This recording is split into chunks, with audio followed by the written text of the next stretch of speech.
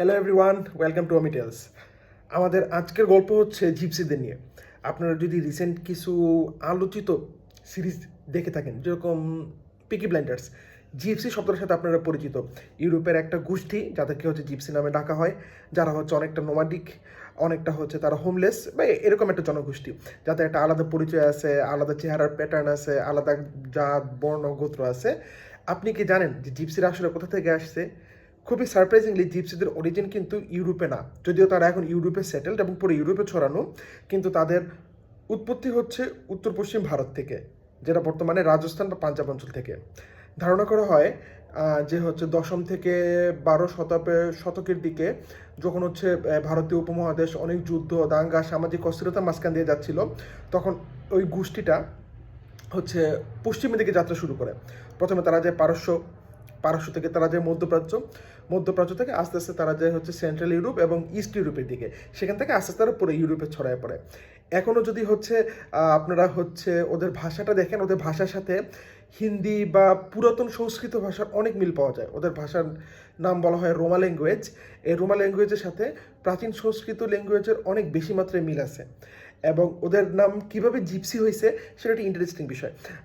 ওদেরকে জিপসি বলার অন্যতম বড় কারণ যে ইউরোপিয়ানরা ভুলবশত ভাবতো যে তারা হচ্ছে ইজিপ্ট থেকে আসছে, যেহেতু যেই সময়ে জিপসিরা হচ্ছে ভারতবর্ষ থেকে ইউরোপে যে পৌঁছায়, তখনও ইউরোপিয়ানরা হচ্ছে ভারতবর্ষের সাথে পরিচিত না।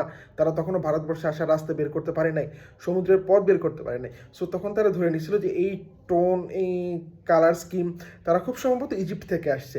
ইজিপ্ট থেকে জিপসি, এভাবে হচ্ছে তাদের নাম আসলে জিপসি শুরু হয়। এখন সবচেয়ে ইন্টারেস্টিং বিষয় হচ্ছে জিপসি পিপলরা মূলত হচ্ছে, যেটা বললাম একটা সময়, অনেকটা নোমাডিক, অনেক বেশি নোমাডিক। এবং তারা যে এতগুলা অঞ্চল দীর্ঘ সময় ধরে পাড়ি দিয়ে ইউরোপে সেটেল হয়েছে, এই পুরা জার্নিতে তারা বিভিন্ন সংস্কৃতি, বিভিন্ন গোষ্ঠী, বিভিন্ন জাতের সংস্পর্শে আসছে। কিন্তু খুবই ইন্টারেস্টিং বিষয় হচ্ছে তাদের সংস্কৃতি অন্য সংস্কৃতি থেকে ইনফ্লুয়েসড হয়েছে, কিন্তু কখনো তাদের অরিজিনাল যে সংস্কৃতি, অরিজিনাল যে কালচার, সেটাকে তারা টেন্টেড হতে দেয়নি এবং সেটাকে তারা অনেকটা ইনটেক্ট রাখছে।